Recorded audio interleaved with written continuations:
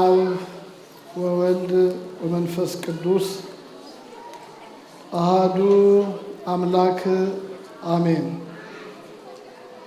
የተወደዳችሁ የክርስቶስ ቤተሰቦች ምእመናንና ምእመናት በክርስቶስ ክርስቲያን በወልድ ውሉድ የተሰኛችሁ በ40 ቀንና በ80 ቀን ከአብራከ መንፈስ ቅዱስ ከማኅፀነ ዮርዳኖስ የተወለዳችሁ የእመቤታችን የቅድስተ ቅዱሳን የድንግል ማርያም የአስራት ልጆች የሆናችሁ ሊቃውንተ ቤተ ክርስቲያን አባቶች፣ ካህናት፣ ወንድሞች ዲያቆናት፣ ምእመናንና ምእመናት ከሁሉ አስቀድሞ እንደምን አደራችሁ? እንደምን ሰነበታችሁ? እንደምን ከረማችሁ? አምላከ ቅዱሳን ልዑል እግዚአብሔር ሁላችንንም በሰላም በሕይወት በጤና ጠብቆ በዚህ ታላቅ በሆነ ዕለት በዚህ ቅዱስ ስፍራ በቸርነቱ ሊያከብረን ስለሰበሰበን ክብር ምስጋና ለተቀደሰ ስሙ ይሁን።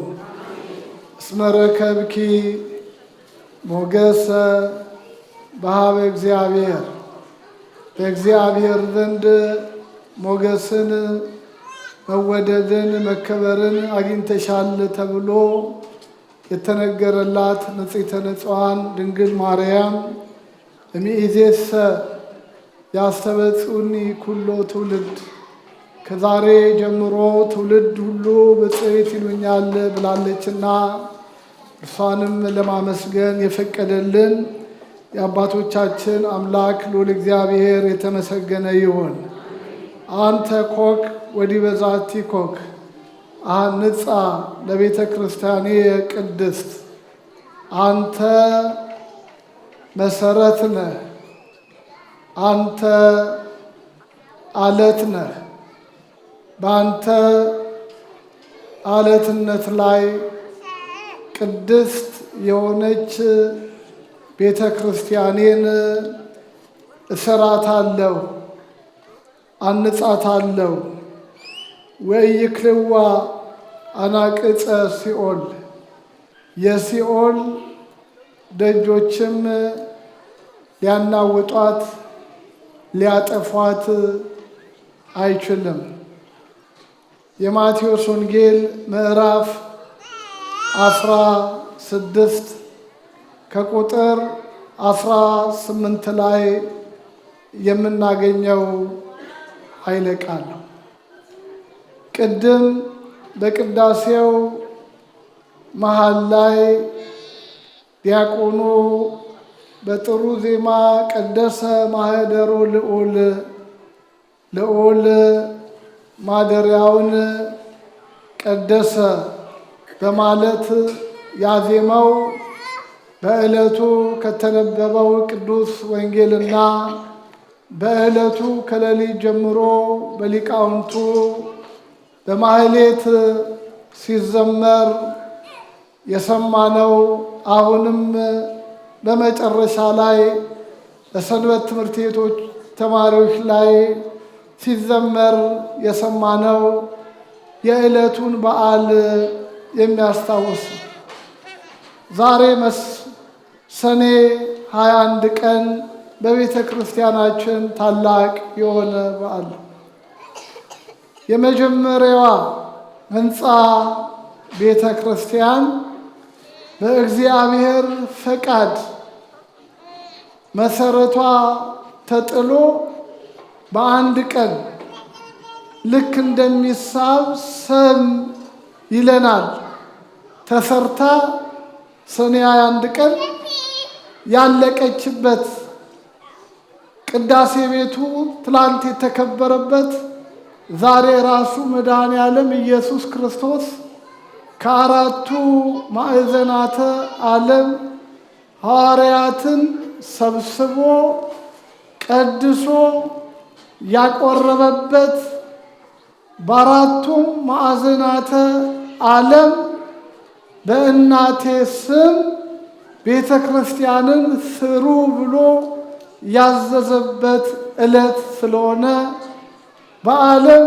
ባሉ ጥንታውያን ኤንሸንት ቸርችስ ይሏቸዋል። ጥንታውያን መሰረት ያላቸው ጥንታውያን ከሐዋርያት ከዛ ቀጥሎ ሐዋርያን አበው ተብለው ከተጠሩ አባቶች ጀምሮ ታሪክ ያላቸው አብያተ ክርስቲያናት ይህንን በዓል በከፍተኛ መንፈሳዊ ስነ ስርዓት ያደርጉታል። ቤተ ክርስቲያን ምን ማለት ነው የሚለውን ለማየት ባጭሩ ቤተ ክርስቲያን ማለት 3 አይነት ትርጉም አለው። አንደኛው በክርስቶስ ክርስቲያን በወልድ ውሉድ የተሰኘ ከአብራከ መንፈስ ቅዱስ ከማህፀነ ዮርዳኖስ የተወለደ በቅባ ሜሮን የከበረ ቅዱስ ሥጋውን ክቡር ደሙን ተቀብሎ ለሰማያዊ ሕይወት የታጨ አንድ ምእመን በራሱ ቤተ ክርስቲያን ተብሎ ይጠራል። ከኔ ጋር ናችሁ? ምን ተብሎ ይጠራል? ቤተ ክርስቲያን። ከያዕቆብ የሚወለዱ ቤተ ያዕቆብ፣ ከእስራኤል የሚወለዱ ቤተ እስራኤል፣ ከአሮን የሚወለዱ ቤተ አሮን ባርክዎ ለእግዚአብሔር፣ ቤተ አሮን ባርክዎ ለእግዚአብሔር፣ ቤተ ያዕቆብ የያዕቆብ ቤት ሆይ እግዚአብሔርን ባርኩ እግዚአብሔርን አመስግኑ ሲል ከያዕቆብ በሥጋ የተወለዱ ከአሮን የተወለዱ ቤተ ዳዊት ከዳዊት የተወለዱ ቤተ ዳዊት እንደሚባሉ እንደዚህ ሁሉ በክርስቶስ ያመኑ በስሙ የተጠመቁ በማኅተሙ የታተሙ ሰማያዊ የሆነ ዜግነት ያላቸው ክርስቲያኖች እያንዳንዱ ክርስቲያን ተብሎ ይጠራል። የመጀመሪያው። ሁለተኛው ቤተ ክርስቲያን ስንል ኮሚኒቲው እዚህ ውስጥ ያለው ማህበረ ምእመናን እነዚህ በክርስቶስ ያመኑ በክርስቶስ ስም የተሰበሰቡ የአንዱ የኢየሱስ ክርስቶስ አካል ብልቶች የሆኑ በአንዱ ሕንፃ ላይ የታነጹ በአንዱ እረኛ የሚመሩ በአንዱ ሙሽራዎች የሆኑ እነዚህ ክርስቲያኖች ቤተ ክርስቲያን ተብሎ ይጠራሉ። ምን ተብሎ ይጠራሉ? ቤተ ክርስቲያን። ሁለተኛው ቤተ ክርስቲያን የምንለው እዚህ ውስጥ ያለውን ማህበረ ምእመናን ነው። ቤተ ክርስቲያኑ ሰላም ነው ወይ ተብሎ ሲጠየቅ የሚጠየቀው ይሄ ግዑዝ የሆነው ሕንፃ አይደለም። የምእመናኑ ሕይወት፣ የምእመናኑ አንድነት፣ የምእመናኑን ህብረት የሚያሳይ ነው። አቅሌስያ የሚለው ስም የሚያሳየው ይሄ ነው። የጻድቁ አባታችን የአቡነ ገብረ መንፈስ ቅዱስ የእናታቸው ስም ምንድነው ይለናል? አቅሌስያ ማለት ነው ይልና ገብሩ ምን ይላል? ትርጓሜውም ቤተ ክርስቲያን ማለት ነው ይላል። አሁን አይታችሁ እንደሆነ አንዳንድ በስፓኒሽኛ የተጻፈ እዛው በእንግሊዝኛ አቅሌስያ የሚል ብዙ አለ። ዓለም አቀፍ የሆነ ቋንቋ ነው ማለት ቤተ ክርስቲያን። አቅሌስያ ማለት ህሩያን ጽዋዓን የተጠሩ የተመረጡ ማለት ምን ማለት ነው? የተጠሩ አቅሌስያ የተመረጡ። ለምን የተጠሩ? ለሰማያዊ ሕይወት የተጠሩ። ለምን የተመረጡ? ለእግዚአብሔር መንግሥት የተመረጡ። ሐዋርያው ቅዱስ ጳውሎስ እንደተናገረው በመልእክቱ ላይ መጠራታችሁንና መመረጣችሁን እወቁ። ብዙዎች አዋቂዎች ነበሩ፣ አልተጠሩም። ብዙዎች ኃያላን ነበሩ፣ አልተጠሩም። እግዚአብሔር የጥበበኞችን ጥበብ ከንቱ ሊያደርግ አላዋቂዎችን መረጠ ይላል። ክብር ምስጋና ለአምላካችን ይሁን። ይሄኔ ቤት ሌላ ቤት ቢሆን ኖሮ ቪአይፒ ይኖረው ነበረ። ምናልባት ይሄ ቤት ሌላ ቤት ቢሆን ኖሮ እዚህ ውስጥ የሚገቡ ሰዎች ገንዘብ ያላቸው ወይንም ደግሞ ያ ሰው ባወጣው መስፈርት በዛ ሰው ክራይቴሪያ የሚገቡ ነበሩ። ነገር ግን እግዚአብሔር ቸር የሆነ አምላክ ስለሆነ ወጥታችሁ በመንገድ ላይ ያገኛችሁትን ትንሽ ትልቅ፣ ደሃ ሀብታም፣ አጭር ረጅም፣ ጥቁር ነጭ ሳትሉ ሁሉንም እንበሏቸው አለ፣ ጥሯቸው፣ አስገቧቸው አለ። በእንደዚህ አይነት የጠራን አምላካችን እግዚአብሔር የተመሰገነ ይሁን። መጠራታችሁንና መመረጣችሁን ታጸኑ ዘንድ ከፊት ይልቅ ትጉ የሚለው ሐዋርያው። ስለዚህ ጌታም በቅዱስ ወንጌሉ ላይ ምን አለ? የተጠሩ ብዙዎች፣ እስቲ በሉ የተጠሩ በሉት፣ የተጠሩ ብዙዎች የተመረጡ ግን ጥቂቶች አለ። ከተመረጡት እንዲቆጥረን የአምላካችን ቅዱስ ፈቃድ ይሁንልን። ቤተ ክርስቲያን ስንል የተጠሩ ብቻ ሳይሆኑ የተመረጡ ወዳጆቼ ክርስቲያኖች፣ ዛሬ እዚህ የተገኛችሁት ስለፈለጋችሁ አይደለም። ማን ስለጠራችሁ ነው? ማን ስለጠራችሁ ነው? ይልቁንም ማን ስለመረጣችሁ ነው? እግዚአብሔር ስለመረጠ ነው። ክብር ምስጋና ለእርሱ ይሁን። ቤተ ክርስቲያን ስንል አቅሌስያ ህሩያን የተመረጡ የተጠሩ የሚለው ጽዋዓን ወህሩያን የተጠሩ ተጠርተው የመጡ እናንተ ደካሞች ሸክማችሁ የከበደ ሁሉ ወደ እኔ ምን በሉ ኑ፣ እኔ አሳርፋችኋለሁ። ቀንበሬን በላያችሁ ላይ ተሸከሙ፣ ከእኔም ተማሩ፣ እኔ የዋህ በልቤ ትሑት ነኝ፣ ለነፍሳችሁ ረፍትን ታገኛላችሁ። ቀንበሬ ልዝብ ሸክሜ ቀሊል ነውና ብሎ የጠራን መድኃኔ ዓለም ኢየሱስ ክርስቶስ የተመሰገነ ይሁን። ሁለተኛው ቤተ ክርስቲያን ስንል አቅሌስያ ብለናል። ሶስተኛውና ዛሬ የምንነጋገርበት ቤተ ክርስቲያን የምንለው አሁን የተሰበሰብንበት ቦታ፣ ይሄ ያለንበት ቦታ ነቢየ እግዚአብሔር ቅዱስ ዳዊት ተፈሳይኩ እስመ ይቤሉኒ ቤተ እግዚአብሔር ናውር፣ ወደ እግዚአብሔር ቤት እንሂድ ባሉኝ ጊዜ ምን አለኝ አለ? ደስ አለኝ። ምን አለኝ? ደስ አለኝ። እልፍ አእላፋት ከሆኑ በደመቁ ባሸበረቁ ስፍራዎች ከመቀመጥ ይልቅ በእግዚአብሔር ቤት ውስጥ መጣልን መረጥኩ ይላል ነብዩ። በሌላም ቦታ አሐተ ሳልክዎ ለእግዚአብሔር ወኪያሃ አሐስስ፣ እግዚአብሔርን አንድ ነገር ለመንኩት። ስንት ነገር? ስንት ነገር? እስቲ በሉ ስንት ነገር? አንድ ነገር። ያቺ አንድ ነገሯ ግን ብዙ ነገርን ይዛ ስለምትመጣ ነው። እኛ ሺህ እንጠይቃለን፣ አንዱንም እናጣለን። የገባቸው የእግዚአብሔር ሰዎች አንድ ይጠይቃሉ፣ ሺህ ነገርን ይዛ ትመጣለች። ብዙ ስለጠየቅ አይደለም፣ አንዲት ነገር ለመንኩት እርሷንም እሻለሁ፣ በሕይወቴ ዘመን ሁሉ በእግዚአብሔር ቤት ውስጥ ምን ሆናለ? እኖር ዘንድ። በእግዚአብሔር ቤት ውስጥ እኖር ዘንድ። ወዳጄ በእግዚአብሔር ቤት ውስጥ መኖር ካለብን በሕይወት ነው። ስትሞት በአራት ጣውላ ታሽጋ አትምጣ። እግዚአብሔር ከዚህ ሰው አንዳንዶች ቤተ ክርስቲያን ትዝ የምትላቸው በአራት ጣውላ ሲታሸጉ ነው። ቤተ ክርስቲያን ደጋግሜ ነው የምናገረው፣ ሴሬሞኒ የላትም፣ ስርዓት አላት። ጸሎቷ ነው። ያም የሚደረገው ላመኑ ነው። አንዳንድ ጊዜ አንዳንድ ሰዎች ሳይገባቸው ወይም ሳይረዱ ቤተ ክርስቲያንን የሚዳፈሩ ሰዎች አሉ።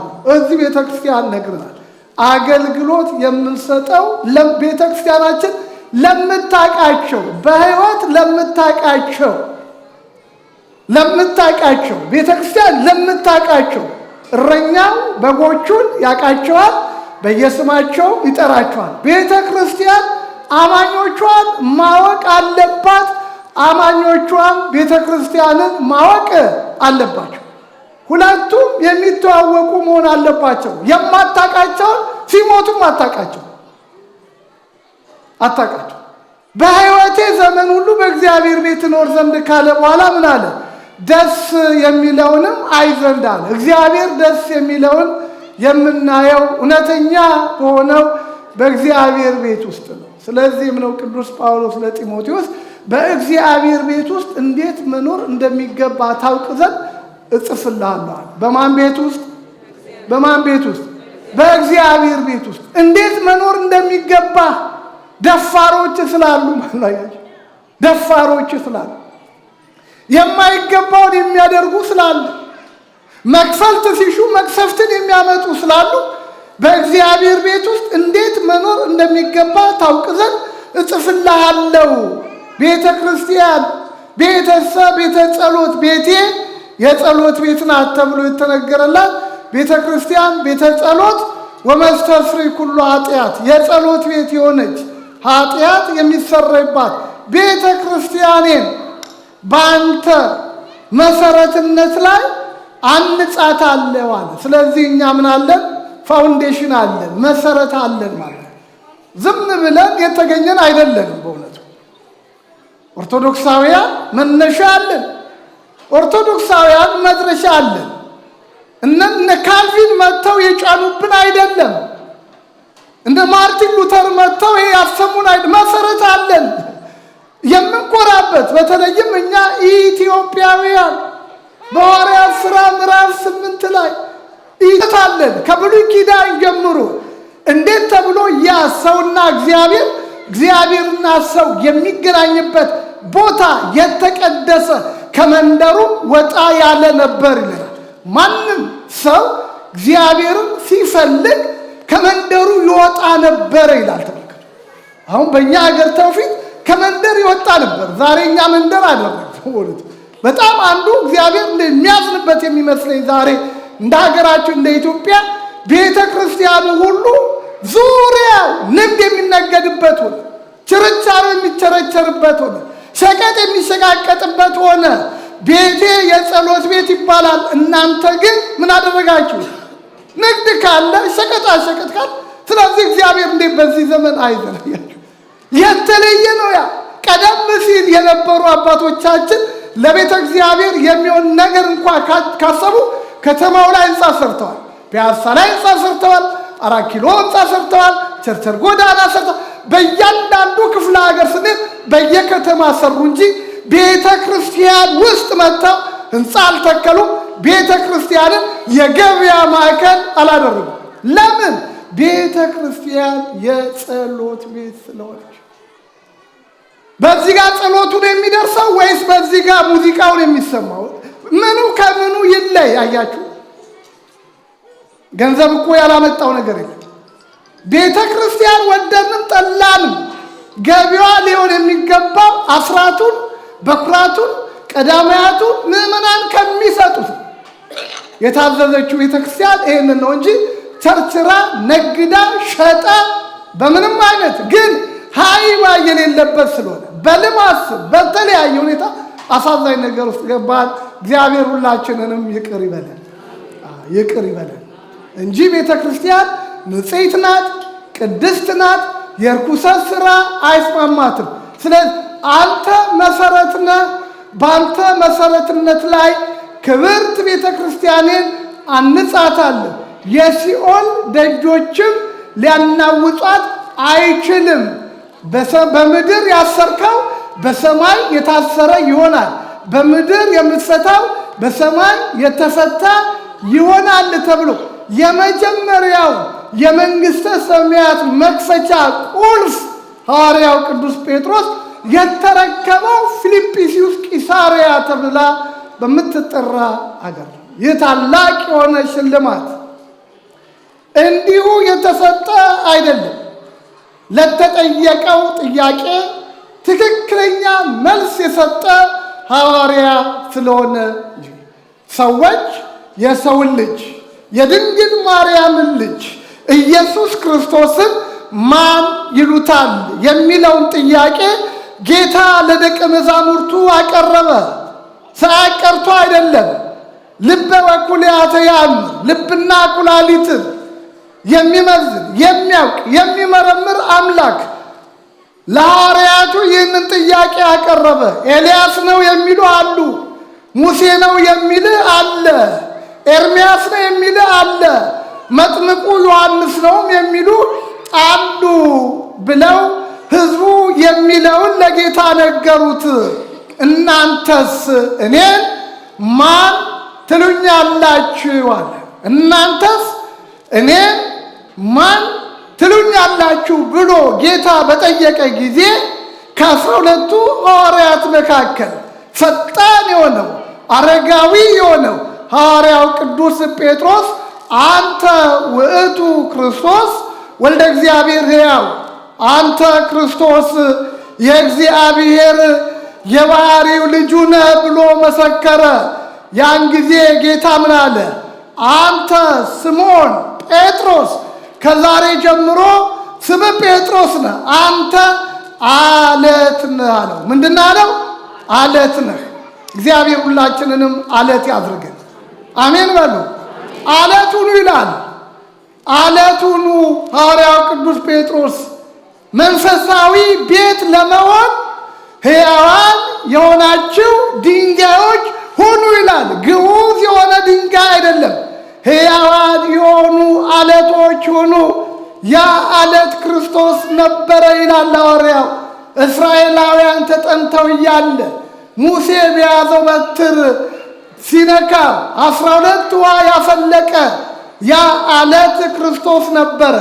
ግንበኞች የናቁት ድንጋይ እርሱ የማዕዘን ራስ ሆነ ተብሎ የተነገረለት ሕዝብና አሕዛብን ያገናኘ የቀደሰ አለት፣ ግንበኞች የናቁት የማሰናከያ አለት ተብሎ የተጠራው የድንግል ማርያም ልጅ ኢየሱስ ክርስቶስ ማንም የሰው እጅ ሳይነካው ረጅም ከሆነ ተራራ ላይ ተፈንቅሎ መጣ ይላል። ይህንን ቅዱስ ኤፍሬም ሲተረጉመው ዘውቱ እብዘሪ ዳንኤል ነቢይ ዘተበትከ እምደብረ ነዋህ፣ ረጅም ከሆነ ተራራ ማንም የሰው ልጅ ሳይነካው ተፈንቅሎ የመጣው ያ ድንጋይ ኢየሱስ ክርስቶስ ነው። ረጅም ተራራ ደግሞ የተባለች ፋራን የምትባይ የዕንባቆም ተራራ አንቺ ነሽ። እግዚአብሔር ከቴማን ቅዱሱም ከፋራን ይመጣል ብሎ ነቢዩ ተናግሮ ነበረና ፋራን የምትባይ የዕንባቆም ተራራ አንቺ ነሽ። ረጅም ከሆነ ተራራ የእመቤታችንን ቅድስና ንጽሕና ከፍ ማለቷን የሚያሳይ ነው። የእግዚአብሔር ቤት ተራራ በተራሮች ራስ ላይ ጸንቶ ይቆማል፣ ከኮረብቶችም በላይ ከፍ ከፍ ይላል። ረጅም ከሆነ ተራራ ማንም የሰው እጅ ሳይነካ ተፈንቅሎ መጣ እንደተባለው ከሰማየ ሰማያት መድኃኔ ዓለም ኢየሱስ ክርስቶስ ያለ ዘራ ብእሲ ከእመቤታችን ከቅድስት ድንግል ማርያም ከሥጋዋ ሥጋ ከነፍሷ ነፍስ ነስቶ ሰው ሆነ። አለት ተብሎ ተጠርቷል። አለት የሆነው ኢየሱስ ክርስቶስ ጴጥሮስን አንተ አለት ነህ። አለት በቀላሉ የማይሰነጣጠቅ ይሏል። በድማሚት ቢመቱት የማይፈረካከስ ቤተ ክርስቲያንን ጌታ የመሰረተው በአለት ላይ ነው። ስለዚህም ነው አሕዛብ ቢነሱ፣ ኃያላን ቢነሱ፣ አላውያን ቢነሱ፣ መናፍቃን ቢነሱ፣ ጎርፉ ቢመጣ፣ ማዕበሉ ቢነፍስ፣ ማዕበሉን እያለፈች ጎርፉን እያስወገደች ይቺ ቤተ ክርስቲያን ለ2000 ዓመት ያህል ዛሬ እዚህ ደርሳለች። ዛሬም በመከራ ውስጥ አለች። ዛሬም እሳት ይወርድባታል። ዛሬም ዶፍ ይዘንብባታል። ዛሬም በመከራ ውስጥ ትገኛለች። አምላኳ እግዚአብሔር ግን በአውሎ ንፋስና በወጀብ ውስጥ ምን አለው? መንገድ አለው ተብሎ የተነገረለት አምላክ ዛሬ ወጀቡንም ንፋሱንም እያለፈች እየተገኘች ትገኛለች። ግና ያለንበት ዘመን ከባድ ዘመን ነው። ያለንበት ጊዜ ከባድ ነው። እናቶችና ሕፃናት የሚገደሉበት፣ ክርስቲያኖች ካህናት የሚታረዱበት፣ ክርስቲያኖች ማምለክ ያልቻሉበት። በሌላ ሀገር ቢሆን ብዙ ባልደነቀን ነበር።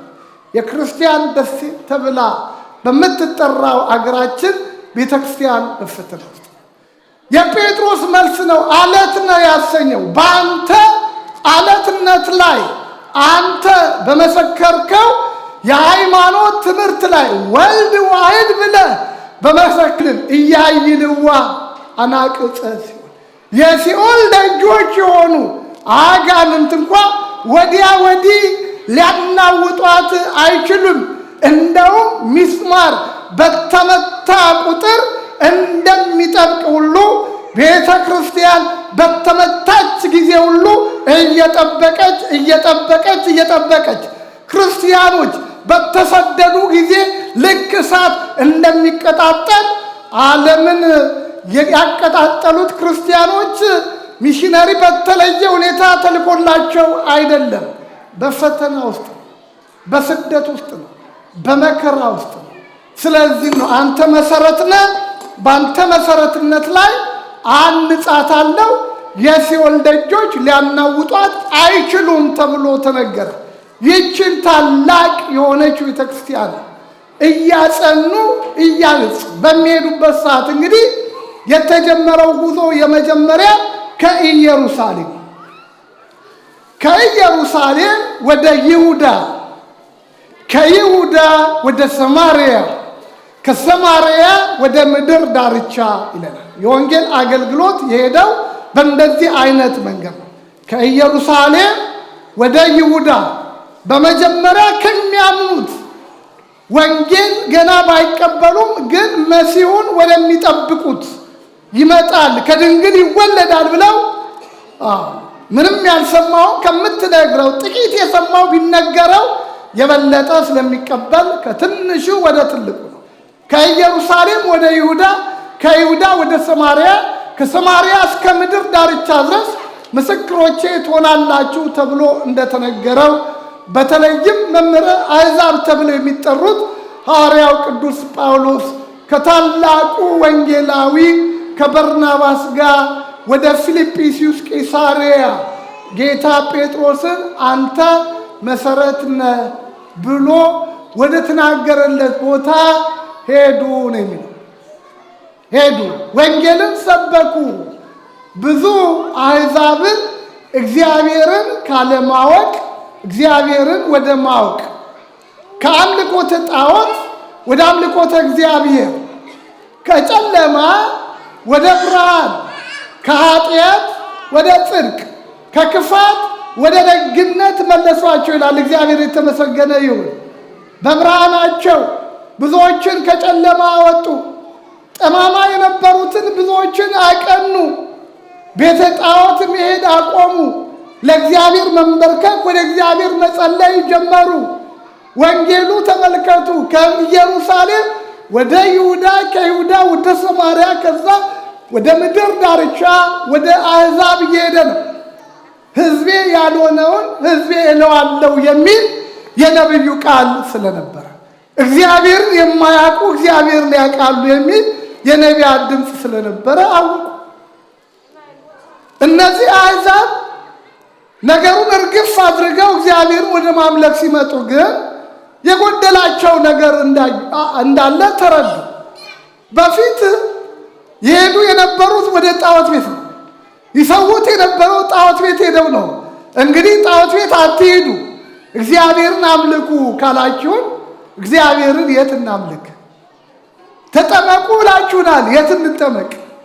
ቅዱስ ሥጋውን ክቡር ደሙን ተቀበሉ፣ የት እንቀበል? ከዛ በፊት ክርስትና ገና በትንሹ ስለነበረች አብዛኛው የአምልኮ ስነ ስርዓት ይካሄድ የነበረው እንደነ ማርያም የማርቆስ እናት ቤት ውስጥ ነበር።